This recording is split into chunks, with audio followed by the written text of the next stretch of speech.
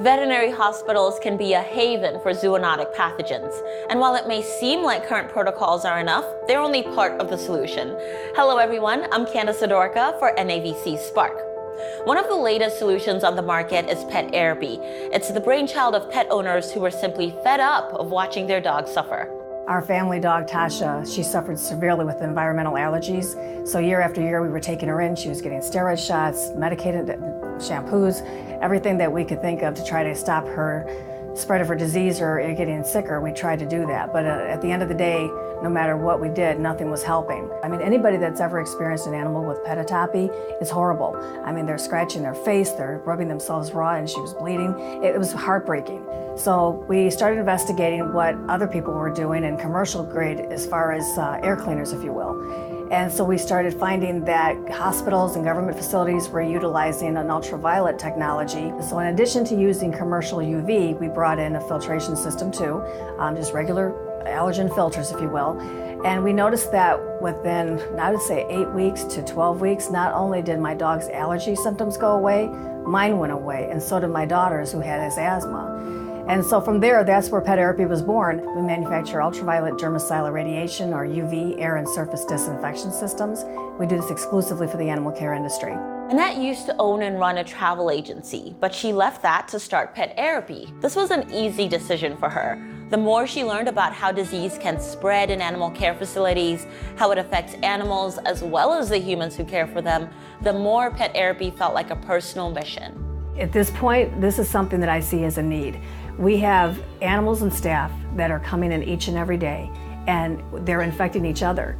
If we don't get disease out, then we're going to have a problem keeping doors open. We've been doing some investigation, and we found that from an occupational health standpoint for veterinarians, 2.7 more claims were filed for veterinarians and their staff than was for medical professions in the human end and their staff.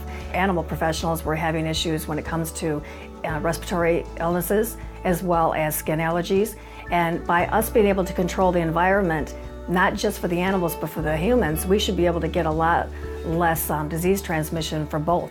Annette says oftentimes people in the animal care industry don't have the same sense of urgency she does, and this may be because of misperception. For one thing, if you keep your facility clean, all the surfaces thoroughly wiped down, that should suffice, right?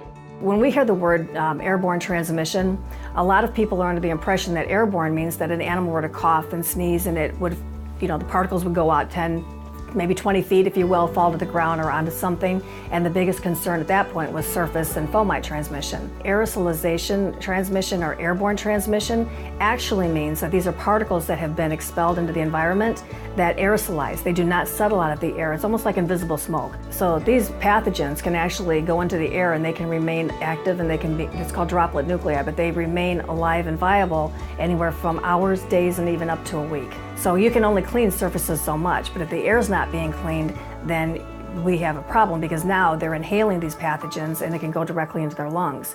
So for veterinarian offices and also pet boarding, anywhere animals are housed together, when we have our air cleaning system going, as the air is continually circulating, then it's cleaning the pathogens, and we know now that we can kill everything off within one air pass at a 99% kill rate. That 99% kill rate is based on extensive lab testing, but Annette says it was important to test it out in the real world.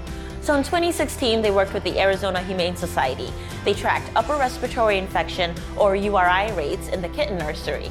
2017, we decided to turn our equipment on for 4 weeks, off for 2 weeks, and back on, and repeat that cycle until the end of the kitten season. And then we found that at the end of that season, that the reduction of URI went down to 63.2%. So we were pretty positive that it was going to be, very effective in helping to get rid of diseases in the kitten nursery. But then the last year, what we did is we left our equipment on 24/7. By the end of this last November, we found that URI rates were down by 87.3%. So that is phenomenal, because if we can end up making sure that the air is being clean, and we can clean surfaces and have the other standard protocol for cleaning measures, it's revolutionary for this industry. If you'd like to learn more about how PetAirapy works and about their latest solution for odor control, visit PetAirapy.com. Thank you so much for watching.